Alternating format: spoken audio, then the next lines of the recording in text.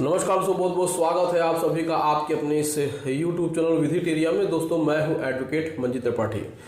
दोस्तों आज के इस वीडियो में हम आपको डिटेल से बताएंगे कि सेक्शन 14 में बैंक किस प्रकार से एप्लीकेशन फाइल करता है डीएम के पास और वहां से फिजिकल पोजीशन का ऑर्डर लेता है और उसमें किन किन डॉक्यूमेंट की रिक्वायरमेंट होती है, कौन कौन से डॉक्यूमेंट होते हैं, किस डॉक्यूमेंट के नहीं रहने पे डीएम उस ऑर्डर को नहीं दे सकते हैं, और साथ ही साथ अगर डीएम कोई भी ऑर्डर देते हैं और उसमें कोई भी ऐसी चीज होती है जिससे कि आपको लगता है कि इसमें बैंक ने हमें ये नोटिस नहीं दी है, तो आप उस ऑर्डर को चैलेंज कर सकते हैं।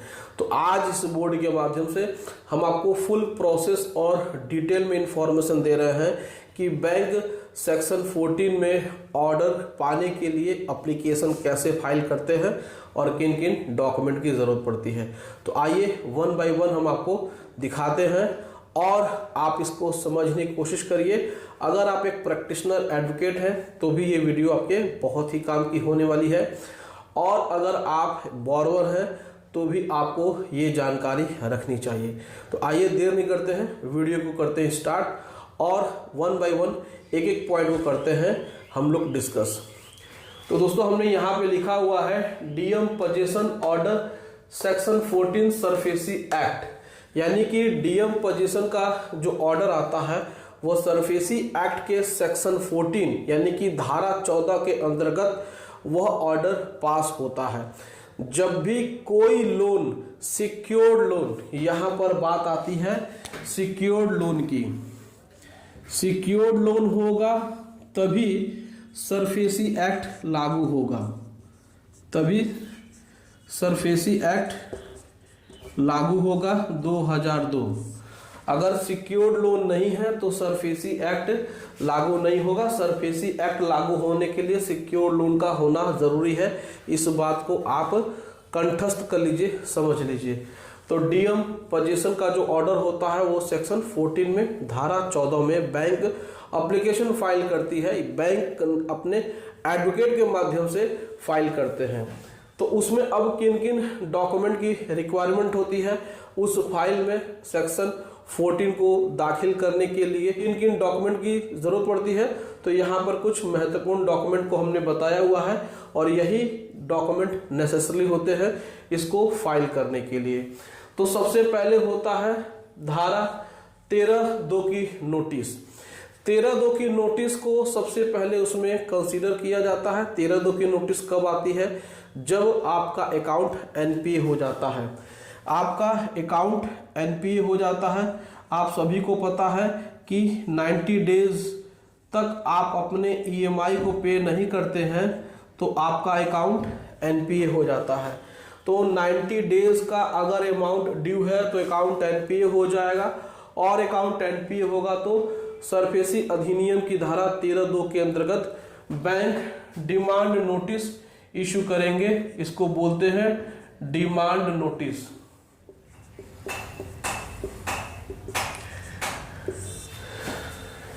धारा 13(2) के अंतर्गत बैंक डिमांड नोटिस इशू करेगा। डिमांड नोटिस उस एप्लीकेशन में पहला डॉक्यूमेंट होगा। डिमांड नोटिस की जो अवधि होती है वो 60 डेज होती है। मैंने अपने बहुत बार वीडियो से बनाया है, इस पर मैंने बताया हुआ है कि डिमांड नोटिस 60 दिनों का होता है। डिमांड नोटिस के बाद धारा 13(4) की नोटिस आती है जिसको कि सिंबॉलिक पोजीशन कहा जाता है। डिमांड नोटिस में 60 दिन का समय बैंक देती है और 60 दिन बीत जाने के बाद फिर बैंक आपको धारा 13(4) के अंतर्गत आपको सिंबॉलिक पोजीशन की नोटिस देती है। सिंबॉलिक पोजीशन का मतलब ये होता है कि बैंक ने आपकी प्रॉपर्टी पे सांकेतिक रूप से कब्जा ले लिया है, ठीक है। सिंबॉलिक पोजीशन कहा जाता है 13(4) की नोटिस को। तो एप्लीकेशन में 13(4) की नोटिस का भी होना बहुत ज़्यादा जरूरी होता है। सिंबॉलिक पोजीशन में टेक्निकली 1 मंथ का टाइम होता है, इसमें ये टाइम लिखा नहीं होता है, लेकिन 1 महीना का टाइम इसमें लग जाता है। उसके बाद सबसे इम्पोर्टेंट डॉक्यूमेंट होता है सेल डीड या प्रॉपर्टी का डॉक्यूमेंट, यानी कि जिस डॉक्यूमेंट को देख करके बैंक आपकी प्रॉपर्टी का वैल्यूएशन लगाती है, मालिकाना हक तय करती है, ये प्रॉपर्टी का डीड होना चाहिए आपके सेक्शन 14 में एप्लीकेशन में, तभी जाकर के आपको इस पर फिजिकल पोजीशन का आदेश मिलेगा।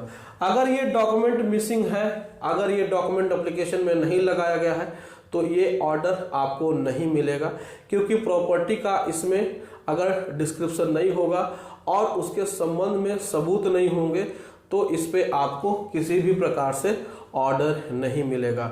अगर ऑर्डर इसके बावजूद भी मिल जाता है तो फिर आप इसमें अपना ऑब्जेक्शन फाइल कर सकते हैं और फिर इसको आप स्टे के लिए आर्टिकल 226 में आप हाई कोर्ट में पिटीशन फाइल कर सकते हैं।